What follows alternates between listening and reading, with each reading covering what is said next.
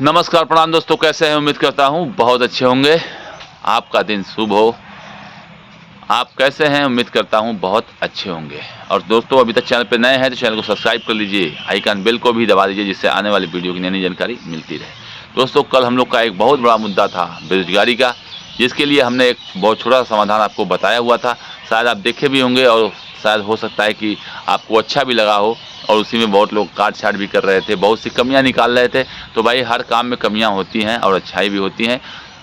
तो दोस्तों, बने रहिएगा हमारे वीडियो पर और स्किप मत करिएगा। आज हम एक फिर इसी टॉपिक पे आए हैं और आपसे बात करेंगे। आपको आपके बीच इस अपने बात को रखेंगे। हो सकता है आपको अच्छा भी लगे और ख़राब भी लगे।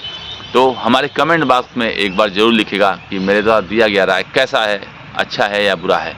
तो दोस्तों, आज हम फिर उसी मुद्दे पे आए हैं, बेरोजगारी के मुद्दे पे। तो आज एक नया टॉपिक है, जिसमें अगर आप बेरोजगार हैं, आपके पास कोई पैसा नहीं है, आप एकदम से निश्चल हैं, मतलब आपके पास एक पैसे की भी पूंजी नहीं है, तो आप रोज़गार भी करना चाहते हैं, तो आप किस तरीके से अपने रोज़गार को आगे बढ़ाने का प्रयास करेंगे। उसी रोज़गार को बढ़ाने के प्रयास के लिए हम आपके बीच एक नए टॉपिक पे बीच आए हैं। दोस्तों, मार्केट बहुत बड़ा है और इस मार्केट में बहुत सी चीज़ें बिक रही हैं, बहुत सी ऐसी समस्याएं हैं जिसके समाधान के लिए आदमी तो चाहिए, परंतु करने वाला कोई नहीं है। तो दोस्तों, इसी कड़ी में आज हम बात कर रहे हैं मार्केट में किसी भी ज़रूरतमंद आदमी की। अगर बाज़ार में मान कर चलिए कोई भी दुकानदार अकेला दुकानदार है और उसके पास काम करने वाले आदमी नहीं है, तो उसको कोई न कोई एक सहायक के रूप में ज़रूर चाहिए होता है। उसी सहायक की कमी को दूरी करने के लिए आज हम आपको बताने जा रहे हैं कि आप अपने बाज़ार में अपनी पैठ बना करके किसी भी दुकानदार से संपर्क करके उसके काम में सहयोग कर सकते हैं और अपनी पूंजी को बनाने में मदद कर सकते हैं। मान लीजिए, अगर मैं ही एक दुकानदार हूं और मुझे कई काम ऐसे हैं जो दुकान को छोड़कर जाना पड़ेगा, जिससे हमारे ग्राहक डिस्टर्ब होंगे, तो मैं कतई नहीं चाहूँगा कि मेरे ग्राहक डिस्टर्ब हों और मेरा काम भी हो जाए। तो कैसे होगा? उसके लिए उसको सहायक की ज़रूरत पड़ेगी। तो उस कड़ी में दोस्तों, अगर आप सहायक के रूप में वहाँ पे काम कर सकते हैं, जैसे 10 दुकानदार हैं और 10 दुकानदार को एक सहायक की ज़रूरत पड़ती है, उस कड़ी में आप उस 10 दुकानदार के सहायक के रूप में काम कर सकते हैं। उसके एवज में आपको वो कुछ रुपए दे सकते हैं। जैसे मान लीजिए, अगर आप पांडेपुर गए उसका कुछ बैंक का काम करने के लिए, उसी कड़ी में आपके बगल में कोई आदमी है, उसका सट्टी से सामान लाना है, सब्जी लाना है, वहाँ से आप उसका सब्जी ला दिए। मान लीजिए किसी का घर पे आटा पिसा हुआ पहुँचाना है और वो दुकान पे फंसा हुआ है, आटा नहीं पहुँचा पा रहा, तो आप गए उसका आटा पहुँचा दिए। तो इसी कड़ी में अगर आप उन व्यापारियों का छोटा मोटा काम करके आप उनसे कुछ एवज में पैसे ले करके अपनी पूंजी को बढ़ा सकते हैं।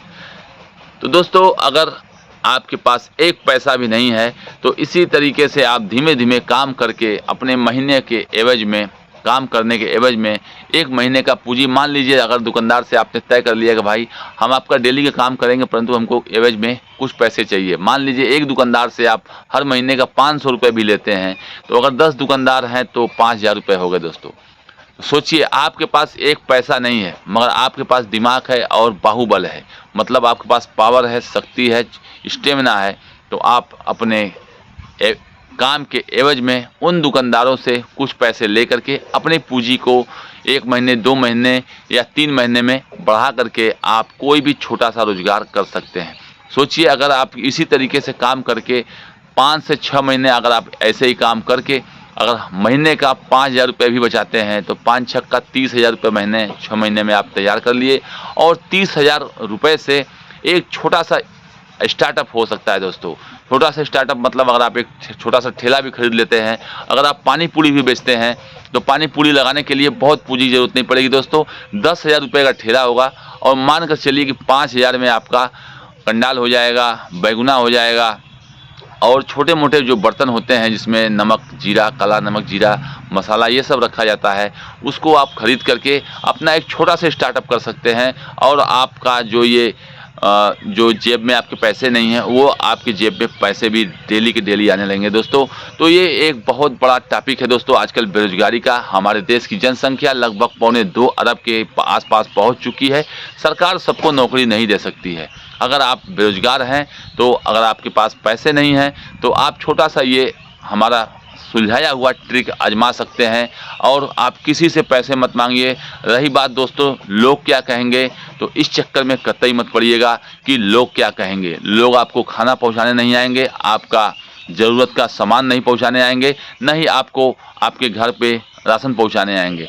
तो ये समस्या अपने जेब में रख लीजिएगा कि लोग क्या कहेंगे। उसके बाद बाज़ार में निकलिए और ये छोटा सा काम करके आप अपने पूंजी को बढ़ाइए। अपने पूंजी को बढ़ा करके आप एक छोटा सा रोजगार अपना बना सकते हैं और उस छोटे से ही रोजगार से आप अपने आप को अर्निंग करते करते धीमे धीमे आप बहुत बड़े लेवल के उद्यमी बन सकते हैं। परंतु दोस्तों आपके दिमाग में जोश और जज्बा ये होना चाहिए। अगर आप इस जोश और जज्बे के साथ काम करेंगे कि हमको बहुत बड़ा उद्यमी बनना है, आप बहुत बड़ा व्यवसायी बनना है, तो आप इस छोटे से लेवल से अपने आप को उठाइए और एक छोटा सा बिजनेस तैयार करिए 5-6 महीने में पूंजी तैयार करके, और उस पूंजी से तैयार किए हुए छोटे से रोजगार से उस रोजगार को धीमे धीमे पैसा कमाते जाइए और अपने आप को बढ़ाते जाइए।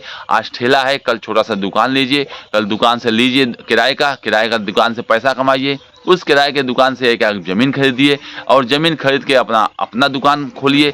इसी तरीके से दिन ब दिन आप अपना प्रोग्रेस करते जाएंगे। परंतु दोस्तों ये एक दिन में नहीं होगा, इसके लिए आपको समय देना होगा। बिना समय के आप आगे नहीं बढ़ सकते हैं और ये बहुत ही अच्छा ट्रिक हो सकता है आपके लिए दोस्तों।